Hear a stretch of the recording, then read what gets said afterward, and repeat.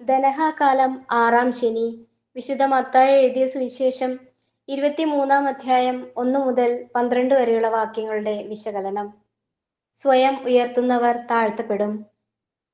അധികാരത്തെ മാനിക്കണമെന്നും എന്നാൽ ദൈവമാണ് എല്ലാ അധികാരങ്ങളുടെയും ആധാരമെന്ന ഓർമ്മ വേണമെന്നും യേശു ഇന്ന് നമ്മെ ഓർമ്മിപ്പിക്കുന്നു. അധികാരം ദൈവത്തിന്റെ തുടർച്ചയാണെന്ന സത്യം മറന്ന് അധികാരപ്രമത്തത കാണിക്കുന്നവരുടെ പ്രവൃത്തികൾ അനുകരിക്കരുത് എന്ന് യേശു. അങ്ങനെയുള്ള അധികാരം സാത്താനിൽ നിന്നായതിനാൽ ദുഷ്ടതയുടെ പൊയ്മുഖങ്ങളായിരിക്കും അവരുടെ ചെയ്തികൾ.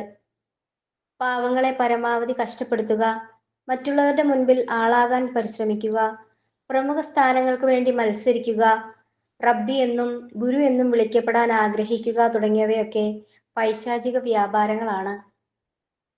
യേശു പറയുന്നു, നിങ്ങൾക്ക് ഒരു ഗുരുവേയുള്ളൂ, ഒരു നേതാവേയുള്ളൂ, യേശു. ഒരു പിതാവേയുള്ളൂ, സ്വർഗസ്ഥനായ പിതാവ്. ഈജിപ്തിൽ നിന്ന് വന്നപ്പോൾ അവരെ നയിക്കുകയും രാജ്യങ്ങൾ കീഴടക്കി നൽകുകയും ചെയ്തത് ദൈവമാണ്. എന്നിട്ടും അവർ ഞങ്ങൾക്കൊരു രാജാവിനെ നൽകുക എന്നാവശ്യപ്പെട്ടു. ദൈവത്തെ മറന്ന് അന്യദേവന്മാരെ തേടി പോകുമെന്നതിനാൽ സാമുവേലിലൂടെ ദൈവം അവരോട് പറഞ്ഞു, നിങ്ങൾ തിരഞ്ഞെടുക്കുന്ന രാജാവ് നിമിത്തം നിങ്ങൾ വിലപിക്കും.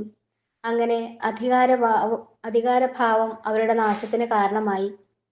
ദൈവത്തെ മറന്ന് സ്വന്തം പ്രാഗൽഭ്യത്തിൽ ആശ്രയിക്കുന്ന ഏത് നേതൃത്വത്തിന്റെയും, ഏത് പ്രസ്ഥാനത്തിന്റെയും, ഏത് കുടുംബത്തിന്റെയും, ഏത് വ്യക്തിയുടെയും അന്ത്യം നാശമായിരിക്കും.